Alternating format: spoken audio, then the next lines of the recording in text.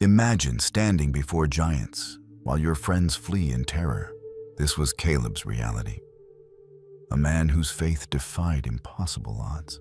When 12 spies explored the promised land, 10 returned with fear. But Caleb saw victory where others saw defeat. For 45 years, he carried an unshakable promise in his heart while watching his generation perish in doubt. Then, at 85 years old, this unstoppable warrior did the unthinkable. He requested the most dangerous territory filled with giants and fortified cities. Why? Because Caleb understood a divine secret. God's promises aren't limited by human limitations. His story transcends time, speaking directly to anyone facing their own giants today.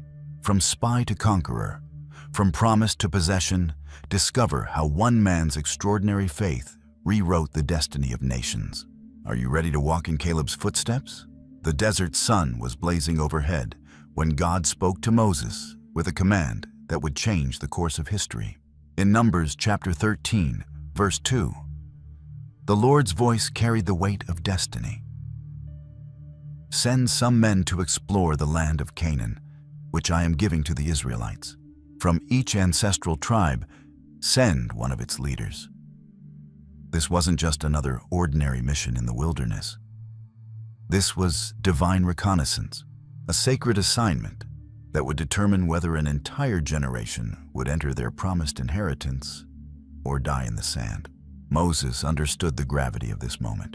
For decades, the Israelites had wandered through the harsh wilderness, sustained only by God's miraculous provision and the hope of reaching the land promised to their forefathers.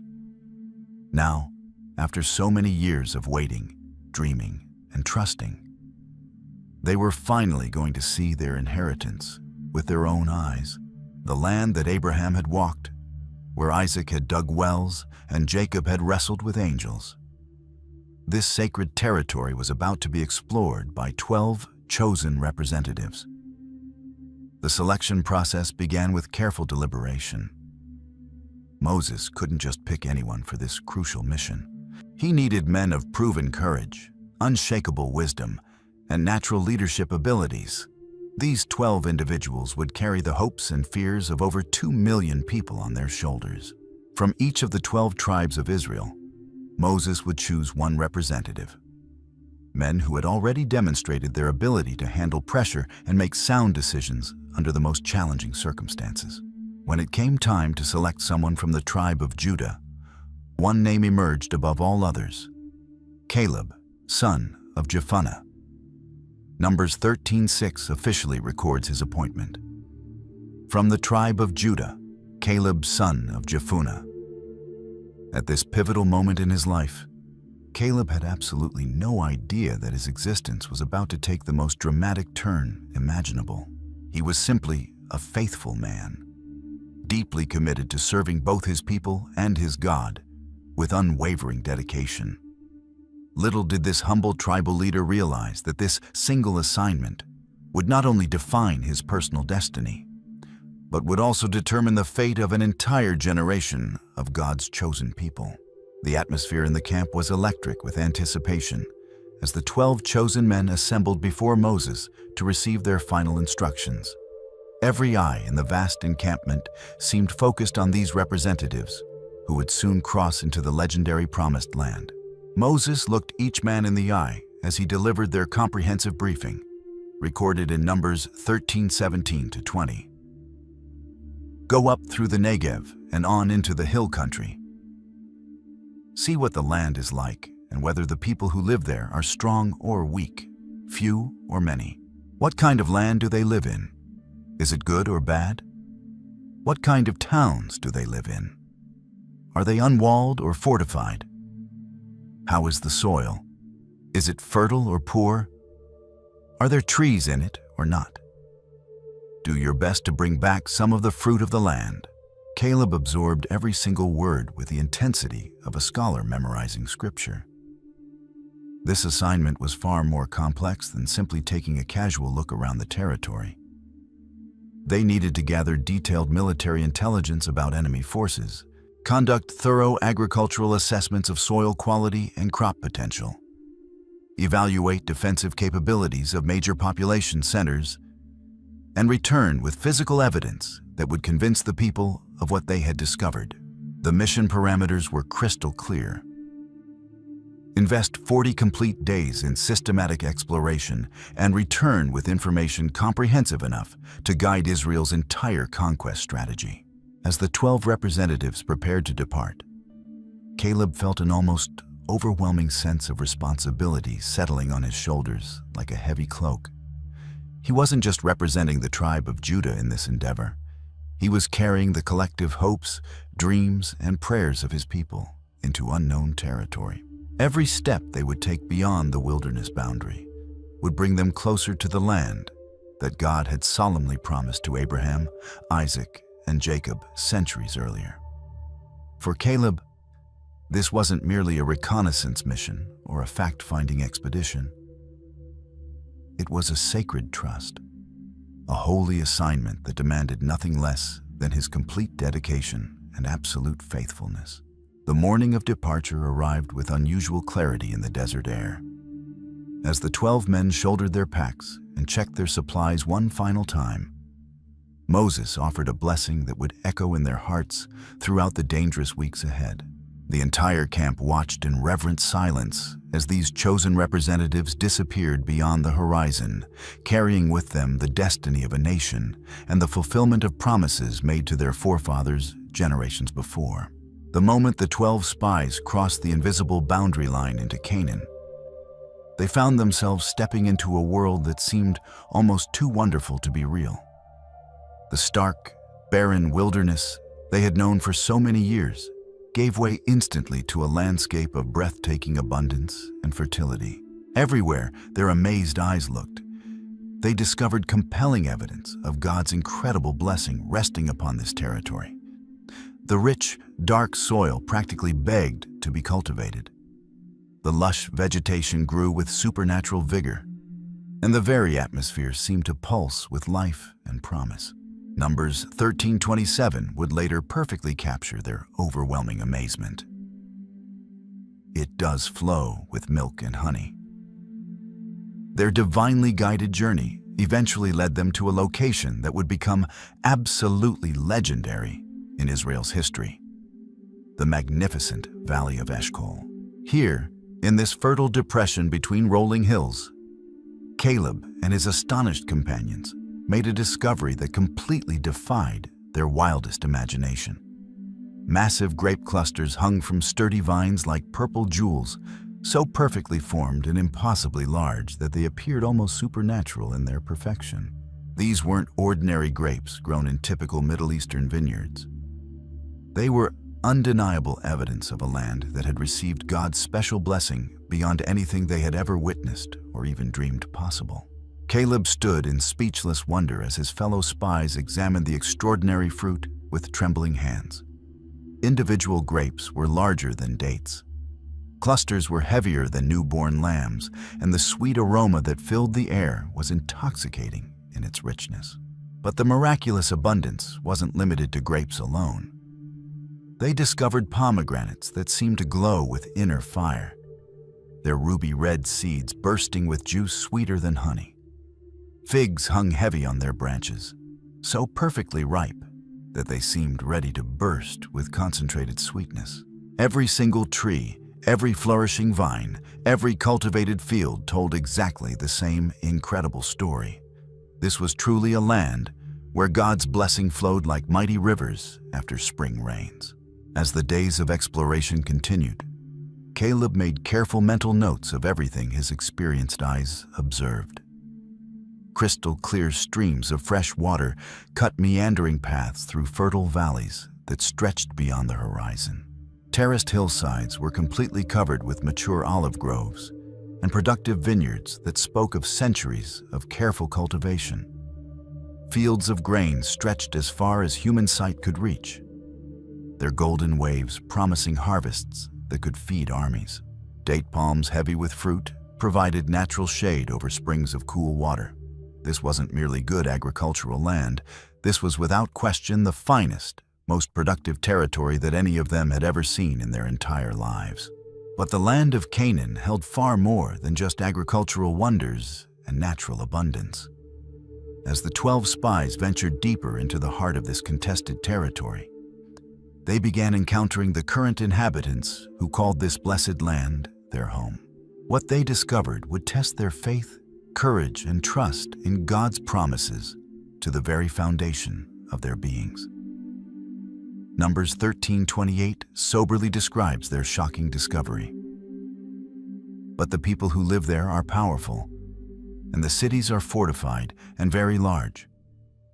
We even saw descendants of Anak there. The descendants of Anak, the legendary Anakim, were absolutely unlike anything the spies had ever encountered in their extensive travels. These weren't merely tall men or unusually large warriors.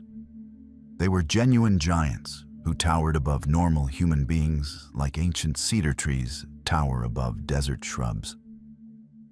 When Caleb first laid his astonished eyes upon these intimidating figures, he immediately understood why they had become the stuff of fearsome legends throughout the entire region. Their physical size was genuinely intimidating, their muscular presence completely overwhelming, and their confident demeanor suggested they had never known defeat in battle. The fortified cities presented an entirely different category of challenge that was equally daunting. Massive walls constructed from enormous stone blocks surrounded every significant settlement, built so impossibly high and incredibly thick that they seemed to mock any thought of military assault. Heavy gates made from the strongest timber available and reinforced with bands of iron stood like absolutely impenetrable barriers designed to withstand any conceivable siege. Guard towers rose at carefully planned strategic points around each city's perimeter, constantly manned by alert warriors who surveyed the surrounding countryside with confident, experienced eyes. These weren't simple farming villages or pastoral settlements. They were sophisticated military fortresses designed and built by people who clearly understood the art of warfare. Caleb studied every defensive detail with the careful attention of an experienced military analyst. He observed the advanced construction techniques that had created these formidable barriers, noted the strategic positioning of defensive installations, and tracked the disciplined patrol patterns of the guards who walked the walls. While his rational mind certainly acknowledged the genuinely impressive nature of these human obstacles, something much deeper was stirring powerfully within his spirit. These giants and walls were undeniably real, physically present, and militarily significant. But so was the Almighty God of Israel, who had already demonstrated his power through countless miraculous interventions. As Caleb watched the Anakim going about their daily routines with casual confidence, he found his thoughts focusing not on their intimidating physical size, but on the unlimited power of the God who had already promised this land to Abraham's descendants. After completing 40 days of the most thorough exploration any of them had ever conducted, the time finally came for the 12 representatives to return to the anxiously waiting Israelite camp. They had systematically gathered all the detailed intelligence that Moses had specifically requested, but they recognized the absolute necessity of bringing back concrete, undeniable proof of everything they had witnessed during their remarkable journey. Numbers 13:23 provides us with exact details of their solution. When they reached the valley of Eshcol, they cut off a branch bearing a single cluster of grapes. 2 of them carried it on a pole between them, along with some pomegranates and figs. The incredible sight of 2 strong, grown men struggling under the weight of a single cluster of grapes was something that would be burned into the memory of everyone who witnessed it. Caleb personally helped secure the massive, swaying fruit to a sturdy carrying pole, marveling once again at its extraordinary size and surprising weight. This wasn't simply fruit they were transporting back to camp. This was living, tangible proof that God's ancient promises to their forefathers were absolutely real and completely reliable. Every individual grape on that enormous purple cluster served as a sweet testimony to the incredible abundance that was waiting for Israel in their divinely appointed new home. As the 12 men made their careful way back through the harsh wilderness terrain, they created quite an amazing spectacle that drew attention from every direction. The massive grape cluster swayed rhythmically between its two struggling carriers, catching and reflecting the bright desert sunlight, while drawing amazed stares and excited comments from anyone they happened to encounter along their route. Word of their return spread like wildfire through the vast encampment, and eager crowds began gathering along their expected path of approach, everyone desperate to catch the first glimpse of what these representatives had brought back from the legendary Promised Land. When the 12 spies finally arrived at the camp's central area, thousands upon thousands of eager, upturned faces pressed forward from every direction, hoping to see what physical evidence they had managed to bring back from their mysterious journey. Moses waited patiently at the very center of the growing crowd, his experienced eyes immediately drawn to the incredible fruit display that seemed to defy natural explanation.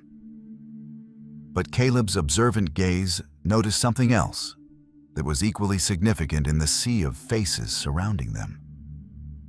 Hope mixed with deep anxiety, excitement tempered by underlying fear. Everyone present understood instinctively that whatever these 12 men were about to report would determine Israel's immediate future and possibly the destiny of generations yet to be born. The moment of absolute truth had finally arrived after weeks of anxious waiting and endless speculation. Moses formally gathered the entire congregation of Israel to hear the spies' official report. And what happened next would split the 12 representatives right down the middle and dramatically change the entire course of human history. Numbers 13:26-28 carefully records the beginning of their fateful testimony. They came back to Moses and Aaron and the whole Israelite community at Kadesh in the desert of Paran. There they reported to them and to the whole assembly and showed them the fruit of the land. They gave Moses this account. "We went into the land to which you sent us, and it does flow with milk and honey. Here is its fruit. But the people who live there are powerful, and the cities are fortified and very large. We even saw descendants of Anak there." 10 of the 12 spies immediately began painting a terrifying picture of completely impossible military odds and certain disaster. They described the Anakim giants in vivid terms, specifically designed to fill their listeners with paralyzing dread and hopeless despair. They spoke eloquently about city walls built so impossibly high that no ladder could ever hope to reach their towering tops, with the precise vocabulary of experienced military analysts. They systematically listed every enemy tribe they had encountered and provided detailed assessments of their fighting capabilities. But their ultimate conclusion remained consistently and devastatingly the same. Military conquest was absolutely impossible, and attempting it would result in complete annihilation. Caleb listened to his fellow representatives with steadily growing concern and deep disappointment.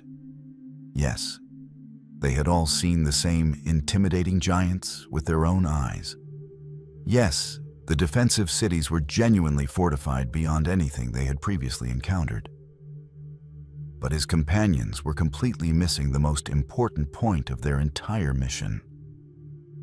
They were describing human obstacles and military challenges as if the Almighty God of Israel simply didn't exist or had somehow lost his power.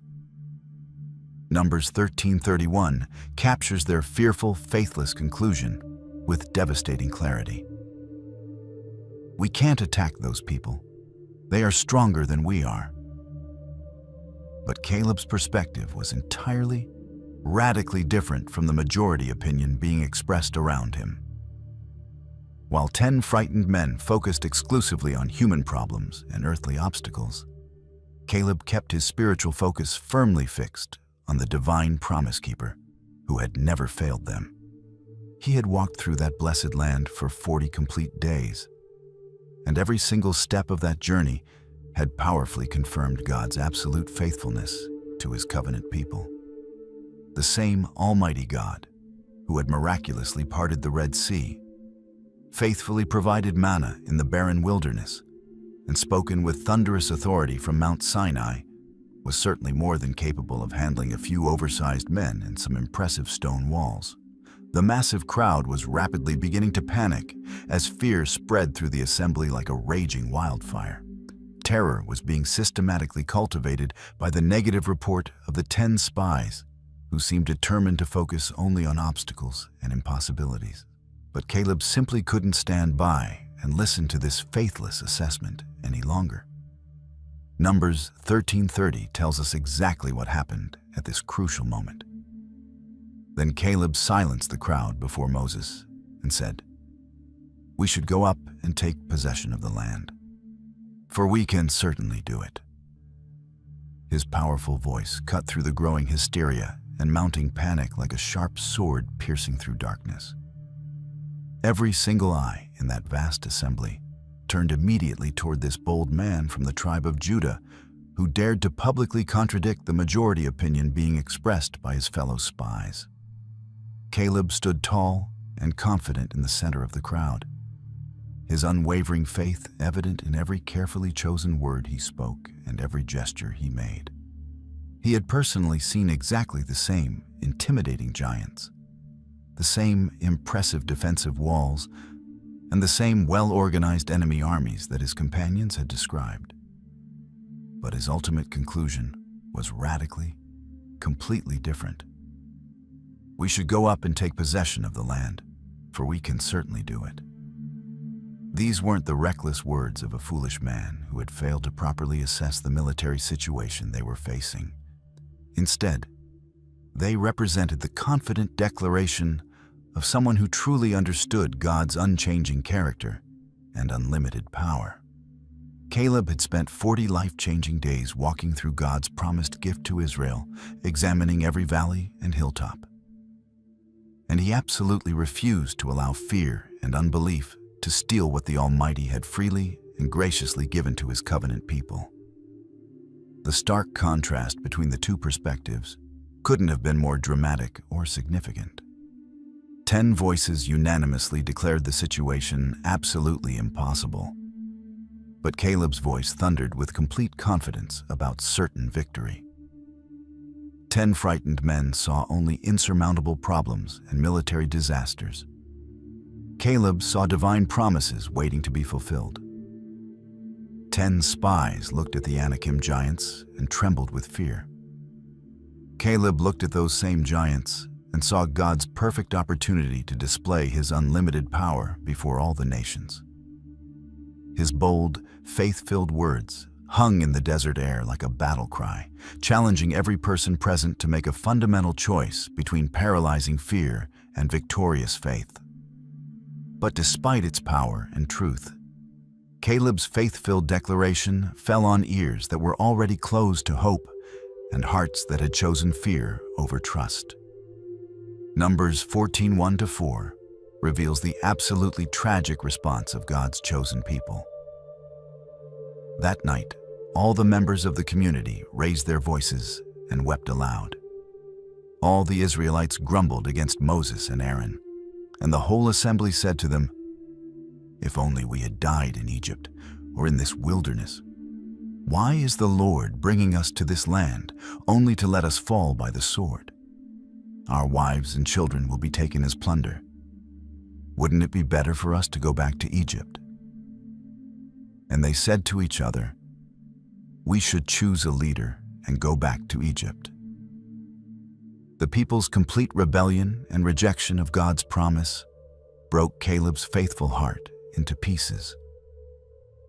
These were the same people he had risked his life to serve, the same nation he had represented with such dedication during those 40 dangerous days in enemy territory. Now they were consciously choosing the familiar slavery of Egypt over the freedom of the promised land, paralyzing fear over victorious faith, human reasoning over divine promises. all around him. Caleb heard thousands of voices calling for immediate retreat, for a shameful return to the very bondage from which God had miraculously delivered them. The very people whom the Almighty God had rescued from Pharaoh's brutal whips and impossible slavery were now actually begging to return to their former chains and hopeless oppression. God's response to this faithless rebellion was both swift and absolutely decisive. Numbers 14:26-35 records the divine judgment that would define an entire generation. The Lord said to Moses and Aaron, "How long will this wicked community grumble against me? I have heard the complaints of these grumbling Israelites. So tell them, as surely as I live, declares the Lord, I will do to you the very thing I heard you say. In this wilderness, your bodies will fall. Every one of you 20 years old or more who was counted in the census and who has grumbled against me. Not one of you will enter the land I swore with uplifted hand to make your home. Except Caleb son of Jephunneh and Joshua son of Nun. 40 years of wilderness wandering. An entire generation would walk in circles through the harsh desert until every single faithless, complaining voice was permanently silenced by death. But not Caleb. Numbers 14:24 contains God's special, personal promise to his faithful servant. But because my servant Caleb has a different spirit and follows me wholeheartedly, I will bring him into the land he went to, and his descendants will inherit it. The man who had dared to believe God's promises when everyone else chose doubt would live to see every word fulfilled exactly as promised. In the midst of Israel's crushing judgment and overwhelming despair, God spoke words that would sustain Caleb through the darkest decades of his life. While the entire nation faced the devastating consequence of 40 years in the wilderness, the Lord made a personal promise to his faithful servant that would become the foundation of everything that followed. Numbers 14:24 carries the divine assurance that would become Caleb's anchor of hope through every storm. But because my servant Caleb has a different spirit and follows me wholeheartedly, I will bring him into the land he went to, and his descendants will inherit it. These weren't just comforting words spoken in a moment of crisis to ease the pain of national judgment. They were God's unbreakable covenant with a man who had dared to believe when everyone else chose fear over faith. The Almighty had looked deep into Caleb's heart and seen something extraordinary that set him apart from his entire generation. A different spirit, a wholehearted devotion that burned like an eternal flame even in the face of impossible circumstances. While millions of his countrymen would die in the desert sand over the coming decades, Caleb would live to walk again in the land of milk and honey that had captured his imagination during those 40 days of exploration. The divine promise carried two incredible guarantees that would shape every decision and sustain every hope for the rest of Caleb's long life. First, he would personally see the promised land again, not just as a spy looking longingly from the outside, but as a victorious conqueror claiming his rightful inheritance with his own weathered hands. Second, his descendants would inherit the very territory he had explored with his own feet, the specific hills and valleys that had filled his eyes with wonder during that legendary reconnaissance mission. The land that had seemed like paradise during those 40 days would become his family's eternal possession, passed down from generation to generation as a testimony to faithful patience. Caleb held these divine words close to his heart as the harsh reality of their situation settled like a heavy blanket over the camp. Around him, people wept and mourned for the opportunities they had lost. But inside his spirit, something unshakable had taken root and begun to grow. God had spoken his name specifically, had called him my servant with personal affection, and had promised him a future that no amount of wilderness wandering could steal away. This wasn't just hope born of human optimism. This was heaven's guarantee, written in the eternal records of divine faithfulness, signed with the unchanging character of the Almighty Himself. As the long years of wandering began to stretch endlessly before them, Caleb faced a choice that would define his character and determine his legacy. Would he become bitter and resentful like the masses around him? Or would he remain faithful to the God who had promised him a glorious future? Day after day, month after month, year after year, through every season of difficulty and disappointment, Caleb chose faith over frustration, hope over despair, and trust over complaining. While voices around him constantly grumbled about their circumstances and questioned God's goodness, Caleb's voice remained steady, encouraging, and filled with unwavering confidence in God's perfect plan and timing. The harsh wilderness tested everyone's patience and challenged every person's resolve, but it seemed to strengthen Caleb's character and deepen his trust in divine providence. When others complained bitterly about eating the same manna every single day, Caleb thanked God for His faithful provision and never failing care. When people criticized Moses for leading them into this seemingly endless journey through barren wasteland, Caleb stood firmly beside God's chosen leader, offering support and encouragement during the most difficult and discouraging moments. His loyalty to divine authority never wavered, his faith in God's promises never dimmed, and his hope in ultimate victory never died. Caleb understood something profound that most of his generation completely missed in their self-pity and complaints. These wilderness years weren't divine punishment for him personally. They were preparation for the greatest adventure of his life.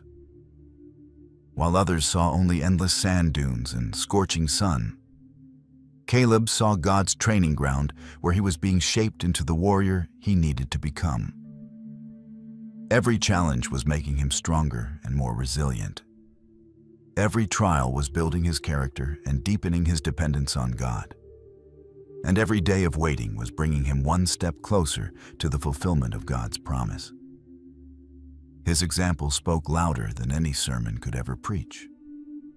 Young men throughout the camp watched carefully how Caleb handled disappointment with grace and dignity, how he faced hardship with courage and determination, and how he treated difficult people with patience and kindness. Women observed how he honored his wife and family, even in the harsh desert conditions, maintaining his role as provider and protector despite the challenging circumstances. Children were fascinated by how he never lost his joy and infectious optimism, never stopped believing in God's goodness, and never gave up on the promises that seemed so far away. In a generation marked by constant complaints and repeated rebellion, Caleb shone like a bright star in the darkness, pointing others toward faith and hope. The wilderness years were marked by divine judgments that fell like devastating hammer blows upon the rebellious generation, each one serving as a sobering reminder that God's patience with persistent disobedience had very real limits. Caleb watched in genuine sorrow as plague after plague swept through the camp like wildfire, taking the lives of those who had consistently chosen unbelief over faith and rebellion over obedience. Numbers 16:49 records one such devastating judgment that shook the entire nation. But 14,700 people died from the plague, in addition to those who had died because of Korah. Each deadly outbreak served as a grim but necessary reminder that the Holy God of Israel would not tolerate indefinite rebellion against His authority and purposes. During the famous rebellion led by Korah against Moses' divinely appointed authority, Caleb stood firmly with the man God had chosen to lead them through the wilderness. While 250 prominent men offered unauthorized incense in direct defiance of God's established order and were instantly consumed by fire from heaven, Caleb remained safely in Moses' camp, protected by his unwavering loyalty to God's appointed leadership structure. When the earth miraculously opened its mouth and swallowed Korah's entire family alive, along with their tents and possessions, Caleb witnessed firsthand the terrifying power of divine justice against those who dared to challenge God's established order and authority. The bronze serpent incident brought yet another wave of death and destruction sweeping through the camp like an unstoppable flood.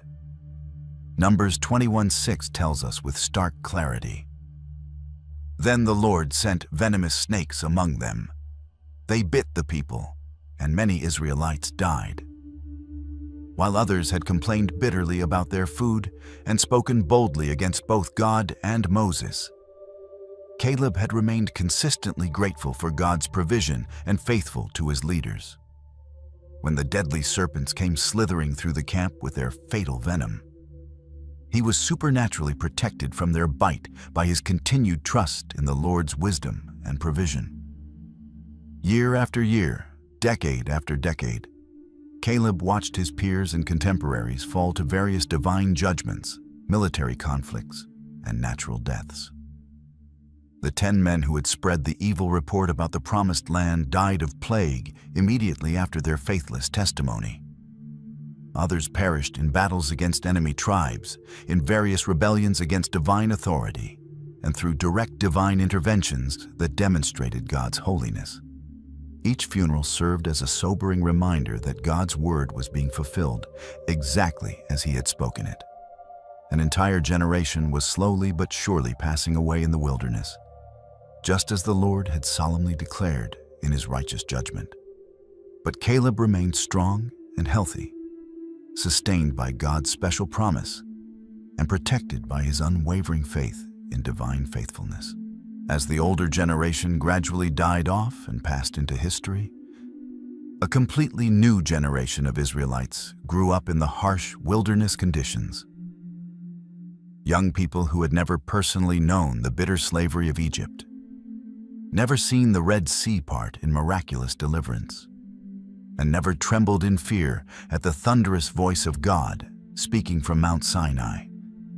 These energetic young warriors desperately needed someone to teach them about God's incredible faithfulness throughout Israel's history, someone to prepare them mentally and spiritually for the battles that lay ahead.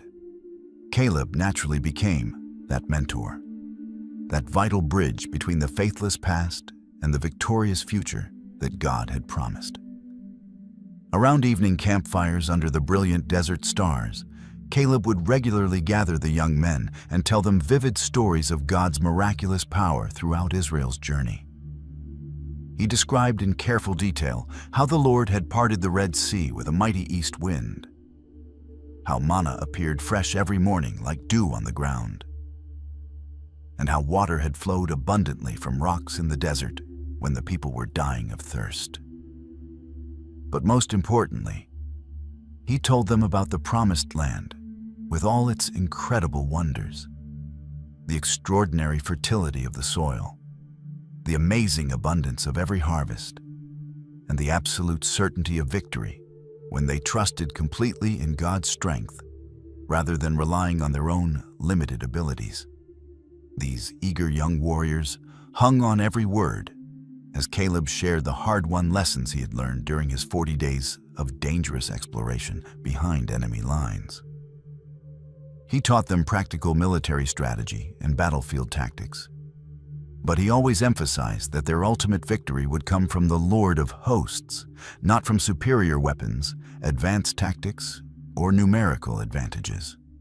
He showed them how to read the land for tactical advantages, how to assess enemy positions and defensive capabilities, and how to move as a unified force under divine leadership and protection. Caleb's comprehensive training went far beyond military preparation and battlefield strategy.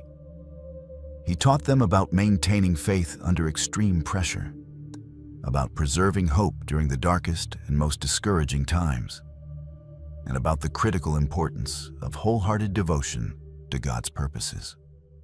These young men had grown up watching the devastating consequences of their parents' persistent unbelief and rebellion, and they were absolutely determined not to repeat the same tragic mistakes that had cost their families 40 years in the wilderness. Under Caleb's patient guidance and wise instruction, They developed the courage and confidence they would desperately need to conquer the land that their parents had been too afraid to enter. While his entire generation aged rapidly and weakened steadily under the harsh desert conditions, something absolutely remarkable was happening to Caleb that defied natural explanation. Instead of being worn down and broken by 40 years of wilderness living, he seemed to grow stronger and more vigorous with each passing year.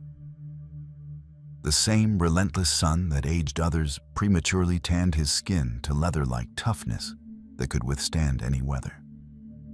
The same daily hardships that broke others completely built his endurance to extraordinary levels that amazed everyone around him. The same trials that weakened others physically and emotionally deepened his trust in God's sustaining power and strengthened his resolve to claim his inheritance. Caleb's physical conditioning became absolutely legendary throughout the vast camp, inspiring younger men and confounding the skeptics. At an age when most men were naturally slowing down and seeking comfortable retirement, he could still outwork warriors half his age, outmarch seasoned soldiers with decades of experience, and outlast men who should have been in their physical prime. His incredible stamina came not just from good genetics or careful diet, though he was certainly blessed in those areas, but from a heart that remained fully committed to God's purposes and completely confident in divine promises. He understood that the Lord was supernaturally preserving his strength for the battles ahead, and he treated his body as a sacred temple being carefully prepared for holy service. His spiritual strength was even more impressive and inspiring than his remarkable physical vitality. While others grew increasingly cynical and bitter from decades of disappointment and unfulfilled expectations, Caleb's faith remained fresh and vibrant, burning as brightly as it had in his younger years. He continued to believe God's promises with the same passionate intensity he had shown as a young spy standing before the congregation. His prayers were consistently filled with expectation and confidence. His worship was genuine and heartfelt, and his trust in God's perfect timing never wavered, even when the waiting seemed endless and the promises seemed impossibly distant. The secret of Caleb's remarkable endurance lay entirely in his unique perspective on their circumstances. He absolutely refused to see these wilderness years as wasted time or cruel divine punishment for sins he hadn't committed. Instead, he viewed them as essential preparation for the greatest adventure of his life, the fulfillment of everything he had dreamed about since that first glimpse of the promised land. Every morning brought him one day closer to claiming his inheritance. Every challenge made him more ready for the conquest ahead. Every year of patient waiting increased his appreciation for God's faithfulness and strengthened his determination to possess everything that had been specifically promised to him by name. When the inevitable time came for Moses to pass the heavy mantle of leadership to a younger man, Caleb was right there to support the crucial transition with all his influence and wisdom. Joshua, his fellow spy and partner in faith through 4 decades of wilderness wandering, had been specifically chosen by God to lead Israel into the promised land and oversee the conquest. Numbers 27:18-19 records Moses' formal appointment ceremony. So the Lord said to Moses, "Take Joshua, son of Nun, a man in whom is the spirit of leadership, and lay your hand on him. Have him stand before Eleazar the priest and the entire assembly and commission him in their presence." Caleb understood better than anyone else in the camp why God had chosen Joshua for this absolutely crucial role in Israel's history. They had stood together, shoulder to shoulder against the 10 faithless spies, had shared the heavy burden of being the only voices of faith in a generation consumed by fear, and had supported each other through 4 decades of wilderness wandering when hope seemed impossible to maintain. Joshua possessed the same different spirit that God had specifically praised in Caleb, a wholehearted devotion to divine purposes that made him the perfect leader for the massive conquest ahead. As Joshua gradually began to take on more leadership responsibilities and prepare for his new role, Caleb became his strongest supporter and most trusted advisor throughout the transition. The older warrior freely shared his extensive knowledge of Canaanite military tactics, defensive positions throughout the land, and detailed territorial layouts that he had memorized during his reconnaissance mission. He helped Joshua develop comprehensive strategies for crossing the Jordan River, conquering heavily fortified cities, and eventually dividing the land-conquered land fairly among all 12 tribes. Their partnership was built on deep mutual respect, shared faith in God's promises, and common commitment to God's purposes for their nation. Caleb's public endorsement carried enormous weight throughout the camp and helped establish Joshua's credibility as the new leader. The younger generation had watched Caleb remain faithful through every conceivable trial, had seen him maintain his strength and vision through 4 decades of seemingly endless waiting, and had heard him consistently proclaim God's promises with unwavering confidence, even when circumstances seemed hopeless. When Caleb publicly supported Joshua's leadership and urged the people to follow their new commander, it gave Joshua instant credibility and helped unite the entire nation behind their divinely appointed leader. The 2 men who had dared to believe God's promises 40 years earlier were now perfectly positioned to lead Israel into the fulfillment of those promises. After 4 long decades of patient waiting and faithful endurance, the moment that Caleb had dreamed about for nearly half his lifetime had finally arrived. Standing on the eastern bank of the Jordan River, with hundreds of thousands of his fellow Israelites, Caleb looked across the flowing water at the land he had explored as a young spy so many years before. The same hills where he had walked in wonder, the same fertile valleys where he had marveled at God's incredible abundance, the same contested territories where he had seen intimidating giants. All of it lay before him once again, ready to be possessed by faith and conquered by divine power. Joshua had given the priests very specific instructions for this historic crossing that would mark Israel's entry into their inheritance. Joshua 3:15-16 describes exactly what happened when faith met divine power. Now the Jordan is at flood stage all during harvest. Yet as soon as the priests who carried the ark reached the Jordan and their feet touched the water's edge, the water from upstream stopped flowing. It piled up in a heap a great distance away, at a town called Adam in the vicinity of Zarethan, while the water flowing down to the Sea of the Arabah, that is, the Dead Sea, was completely cut off. So the people crossed over opposite Jericho. Caleb watched in absolute amazement as the mighty Jordan River, swollen far beyond its normal banks with dangerous spring floods, suddenly stopped flowing as if controlled by an invisible hand. The rushing water piled up like massive walls on either side of the riverbed, creating a completely dry path through what moments before had been a raging torrent. This was no mere coincidence or fortunate timing. This was unmistakable divine confirmation that the same God who had delivered them from Egyptian slavery at the Red Sea was now bringing them into their long-awaited inheritance, exactly as he had promised. As Caleb's weathered feet touched the dry ground of the Jordan riverbed for the first time, emotions flooded through his heart that he had kept carefully controlled for 4 decades. This was really happening after so many years of waiting. God's ancient promise was being fulfilled exactly as he had spoken it to a faithful spy who had dared to believe. The land that had seemed lost forever because of his generation's unbelief was now within reach of his outstretched hand. At 79 years old, after waiting longer than most people live entire lifetimes, Caleb was finally crossing into his destiny and approaching the fulfillment of everything he had hoped for. Behind him walked the new generation of Israelites that he had helped train and prepare. Young warriors ready for battle, families excited to build new lives in freedom, children who would grow up in the promised land rather than wilderness wandering. Caleb had personally invested in preparing many of these people for this historic moment.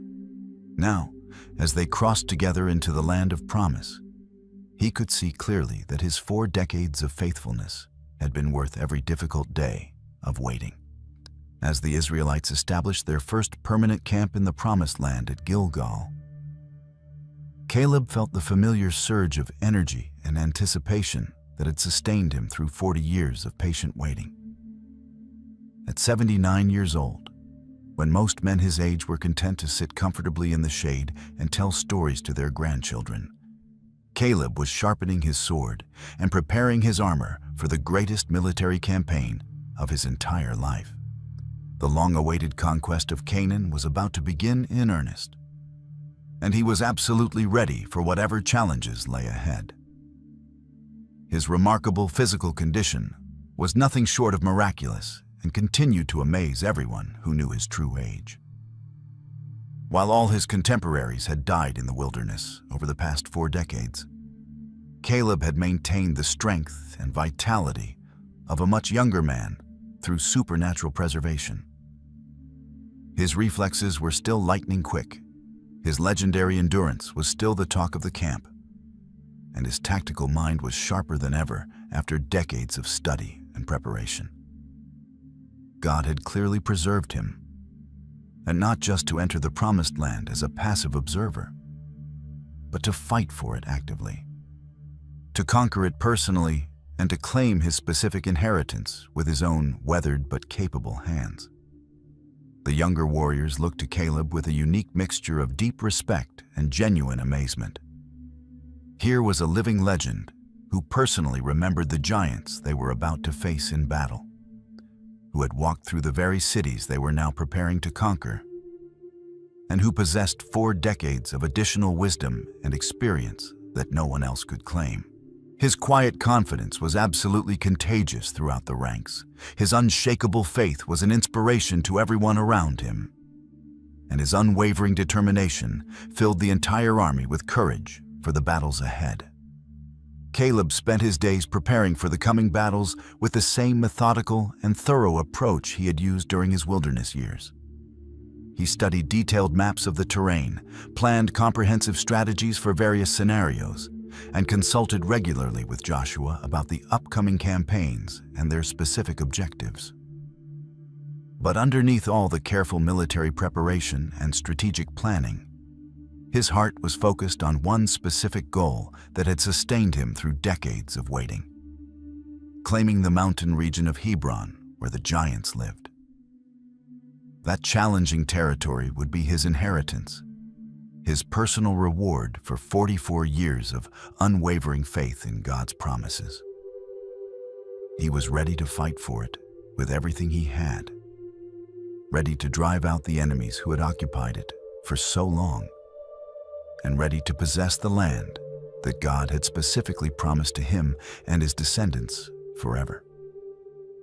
The conquest of Canaan was well underway when Caleb made his way to Joshua's tent with a request that had been burning in his heart for 45 long years. At 85 years old, this weathered warrior carried himself with the confidence of a man half his age, his eyes bright with anticipation for what he was about to ask. Joshua 14:6-7 records the beginning of their historic conversation. Then the people of Judah approached Joshua at Gilgal, and Caleb, son of Jephunneh, the Kenizzite, said to him, "You know what the Lord said to Moses, the man of God, at Kadesh Barnea about you and me. I was 40 years old when Moses, the servant of the Lord, sent me from Kadesh Barnea to explore the land, and I brought him back a report according to my convictions." Standing before his old friend and fellow spy, Caleb reminded Joshua of that life-changing day when they had both dared to believe God's promises while 10 other spies spread fear throughout the camp. The memory was as fresh in both their minds as if it had happened yesterday. The massive grape cluster, the intimidating giants, the fortified cities, and most importantly, the divine promise that had sustained them through decades of wilderness wandering. Caleb's voice carried the weight of decades as he spoke, but also the excitement of a man who knew his moment had finally come. Joshua listened carefully as Caleb continued his reminder, recorded in Joshua 14:8-9. But my fellow Israelites who went up with me made the hearts of the people melt in fear. I, however, followed the Lord my God wholeheartedly. So on that day, Moses swore to me, "The land on which your feet have walked will be your inheritance and that of your children forever, because you have followed the Lord my God wholeheartedly." These weren't just words from an old man reliving past glory. This was a faithful servant claiming a divine promise that had been guaranteed by God Himself through Moses. The specific promise Caleb was referring to carried enormous significance for both men. While the other spies had focused on obstacles and impossibilities, Caleb had walked through the promised land with eyes of faith, seeing not just what was, but what God intended to accomplish through His people. Now, after 45 years of waiting, preparation, and faith, Caleb was ready to claim the specific territory that God had promised would belong to him and his descendants forever. What Caleb said next would have been laughable coming from any other 85-year-old man. But Joshua knew his friend well enough to take every word seriously. Joshua 14:10-11 records Caleb's remarkable declaration. Now then, just as the Lord promised, He has kept me alive for 45 years since the time He said this to Moses, while Israel moved about in the wilderness. So here I am today, 85 years old. I am still as strong today as the day Moses sent me out. I'm just as vigorous to go out to battle now as I was then. The audacity of this statement was breathtaking. Here was a man who had lived through 4 decades of harsh wilderness conditions, who had watched his entire generation die around him, and who was now claiming to possess the same physical strength he had enjoyed as a 40-year-old warrior. But Joshua could see the truth of Caleb's words written in his posture, his clear eyes, and his unwavering confidence. This wasn't the boasting of an old man trying to recapture his youth. This was the testimony of someone who had been supernaturally preserved by God for this very moment. Caleb's vitality wasn't just physical. It was spiritual and emotional as well. While other men his age would have been content to rest and enjoy their remaining years in peace, Caleb burned with the same passion for God's purposes that had sustained him since his youth. His strength wasn't fading with age. If anything, it seemed to be growing stronger as he approached the fulfillment of God's promise. The fire in his eyes was unmistakable as he spoke of going into battle against enemies that had terrorized younger warriors. Joshua marveled at his friend's condition, knowing that this kind of preservation could only come from the hand of God. Caleb stood before him as living proof that the Lord keeps His promises and sustains those who follow Him wholeheartedly. At an age when most men were preparing for death, Caleb was preparing for the greatest battle of his life, and his confidence was absolutely contagious. But Caleb wasn't asking for just any piece of land. He was requesting the most dangerous and difficult territory in all of Canaan. Joshua 14:12 captures the boldness of his request. Now give me this hill country that the Lord promised me that day. You yourself heard then that the Anakites were there and their cities were large and fortified. But, the Lord helping me, I will drive them out just as He said. This wasn't the request of a man seeking an easy retirement. This was the challenge of a warrior who wanted to face the very enemies that had struck terror into the hearts of his generation. The hill country around Hebron was where the descendants of Anak lived. The same giants who had caused 10 spies to tremble with fear 45 years earlier. These weren't ordinary enemies. They were legendary warriors whose very names had become synonymous with impossible odds and certain defeat. Most military commanders would have assigned this territory to their youngest, strongest warriors. Yet here was an 85-year-old man volunteering to take on the challenge that no one else wanted. Caleb's choice was deliberate and deeply personal. This was the land he had walked through as a young spy, the territory where he had first seen these giants and recognized that God was greater than any human obstacle. While others had looked at the Anakim and seen defeat, Caleb had looked at them and seen an opportunity for God to display his power. Now, after decades of waiting, he was ready to prove that faith in God could overcome any enemy, no matter how intimidating they might appear. The strategic importance of this request wasn't lost on Joshua. Hebron was a key stronghold in the southern part of the land, and whoever controlled it would have significant influence over the entire region.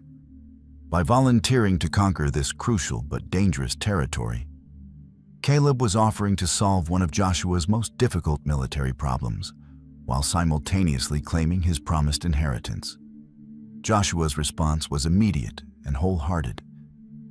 He recognized the faith, courage, and determination that motivated his old friend's request, and he was more than happy to grant it. Joshua 14:13-14 records his decision. Then Joshua blessed Caleb son of Jephunneh and gave him Hebron as his inheritance.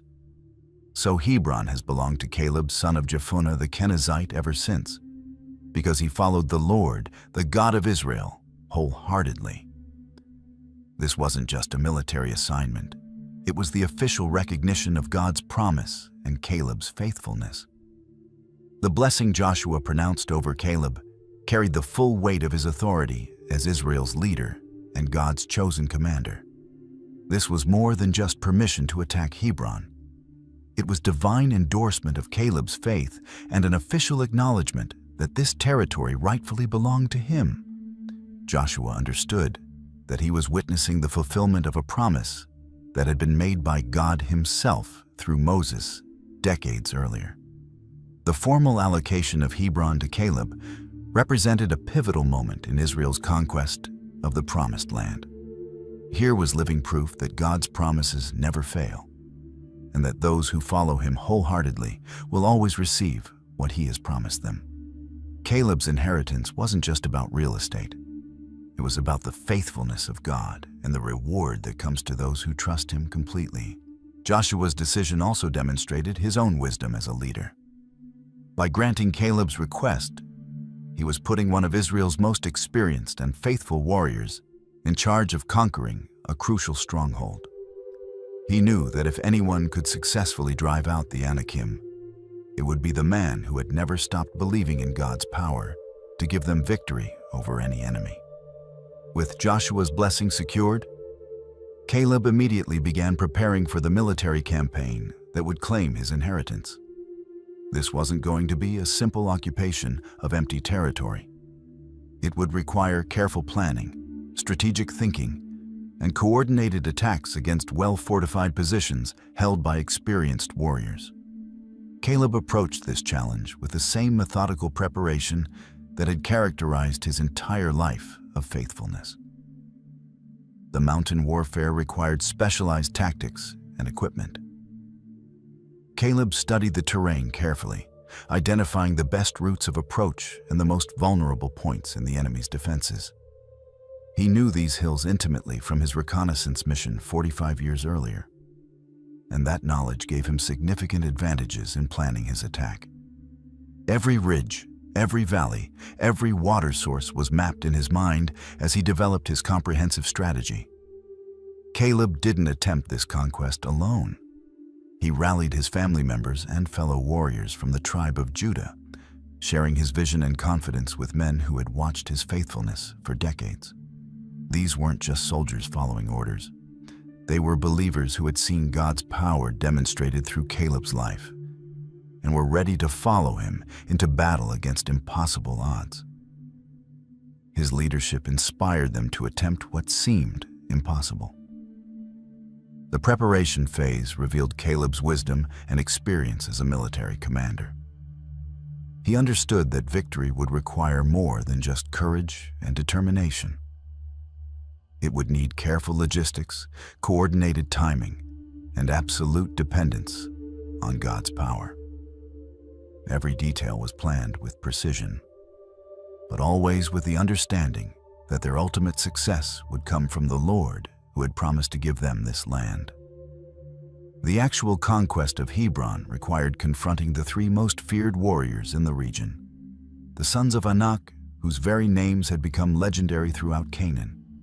Joshua 15:14 records Caleb's victory. From Hebron, Caleb drove out the three Anakites, Sheshai, Ahiman, and Talmai, the sons of Anak. These weren't ordinary soldiers. They were the descendants of the giants who had terrified an entire generation of Israelites and prevented them from entering the Promised Land 4 decades earlier. Sheshai, Ahiman, and Talmai represented everything that had once seemed impossible to overcome. They were massive in stature, experienced in warfare, and confident in their ability to defend their ancestral stronghold. For 45 years, they had lived in Hebron without serious challenge, growing more formidable with each passing year. But now they faced something they had never encountered before. A warrior whose strength came not from his own ability, but from the unlimited power of the God of Israel. The battles were fierce and demanding, requiring every ounce of Caleb's skill, experience, and supernatural strength. These giants didn't surrender easily or retreat without a fight. They understood that losing Hebron would mean losing their dominance over the entire region. So they fought with the desperation of men who had everything to lose.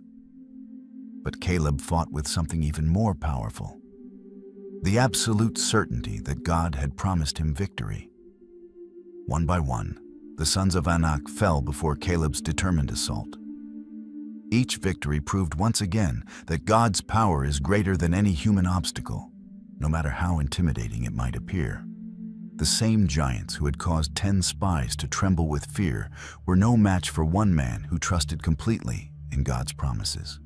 Caleb's triumph over these legendary warriors sent shockwaves throughout the region and demonstrated that the God of Israel was mightier than any enemy. With the giants defeated and the city conquered, Caleb immediately began the process of establishing Hebron as his family's permanent inheritance. This involved much more than simply occupying the territory. It required building defenses, organizing the population, and creating the infrastructure necessary to maintain control over this strategic location. Caleb approached this task with the same thoroughness he had shown in every other aspect of his life.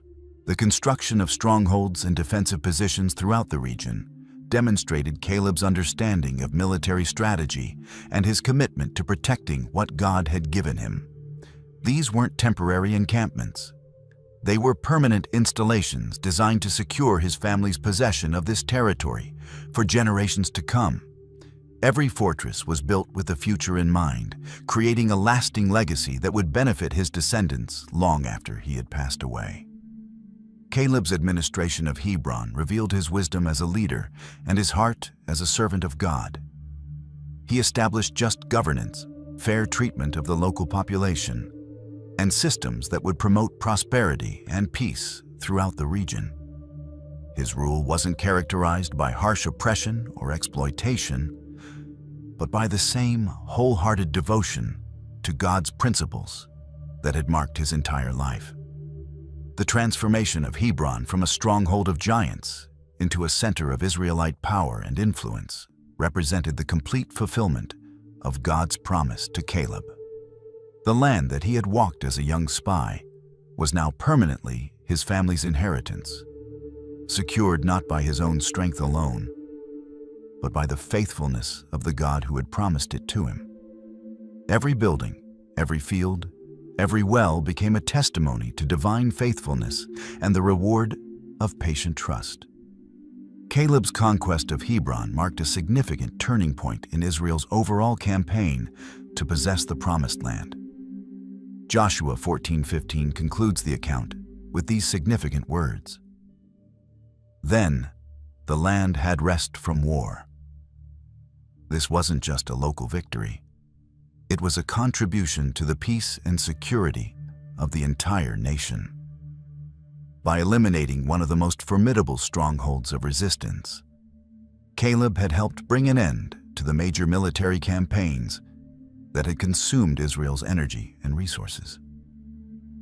The strategic importance of Hebron's conquest extended far beyond its immediate military value. This victory demonstrated to all the remaining enemies of Israel that no stronghold was impregnable when God fought for his people. Word of an 85-year-old warrior defeating the legendary sons of Anak spread throughout the region, striking fear into the hearts of other would-be resistors and encouraging them to seek peace rather than face destruction. For Caleb personally, this victory represented the completion of a journey that had begun 45 years earlier in the Valley of Eshcol. The young spy who had dared to believe God's promises had become the old warrior who had claimed his inheritance through faith and courage. Every year of waiting, every challenge of the wilderness, every moment of preparation had led to this triumphant conclusion. The peace that followed Caleb's victory was more than just the absence of warfare. It was the presence of God's blessing on a people who had finally learned to trust him completely. Caleb's example had shown an entire generation that wholehearted faith in God's promises always leads to victory, no matter how impossible the circumstances might appear or how long the waiting might last. If Caleb's story has inspired your faith and reminded you of God's faithfulness, please hit that subscribe button and ring the notification bell so you never miss our biblical stories. Share this video with someone who needs to hear about God's promises and his perfect timing. Your share could be exactly what someone needs to keep believing when the waiting gets hard. What promise from God are you holding on to today? Drop a comment below and let's encourage each other to have the faith of Caleb. Until next time, keep believing. Your mountain is waiting to be conquered.